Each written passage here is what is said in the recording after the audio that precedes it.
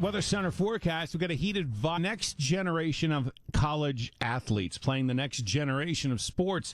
Some people may not look at video games as an athletic contest.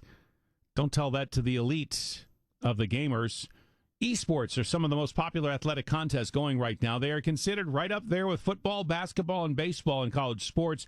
We are joined by Greg Adler. He's the director and coach of esports at UT Dallas. He is on the KRLD Newsline. Tell me about your program. This is our first year. We just finished our first year. We are an officially varsity program, and what that means is we're specifically housed under athletics here at UT Dallas. So we have currently about 5 teams through our esports programs, about 35 students, all which compete at the top 1% in all of their games in the entire world.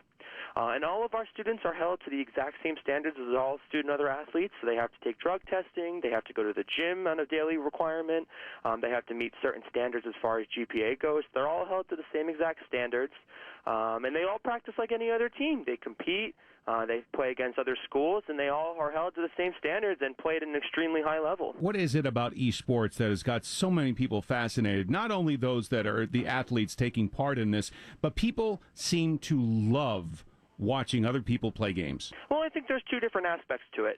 Number one, you're watching these people play at the absolute highest level they possibly can in the games you're passionate about. You know, similar to watching any other sport, you're watching these professionals, these incredible players play these games at such a high level, and it just makes it so passionate for you and so entertaining.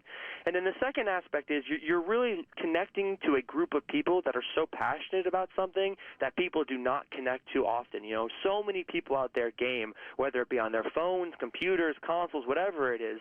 So you're really latching on to a large general group of people and giving them something to be passionate about and really legitimizing something that they feel so strongly for. As more colleges and universities get into the world of esports, are we going to be seeing colleges and universities recruiting and everything like that, like you see with football teams and basketball teams and baseball teams? Oh, yeah, we're definitely already seeing it now, and I think that's one thing, especially for high school students, that makes it so exciting for them. You know, this game that they've been playing for so many years, that they're playing at a high level, now they can look to take that and move it into a collegiate opportunity, so we're definitely starting to see that across the board. Who are your athletes? We have athletes from all over our campus. I mean, all grade levels, all major levels, and I think that's what makes it so unique about it. You know, especially within esports, you don't necessarily need to be born with that athleticism. You don't need to have the height. You don't need to have the weight. It can be really anybody. It can be anybody from anything. So we have female players, male players, players from different countries. We have really everybody culminating together within our teams.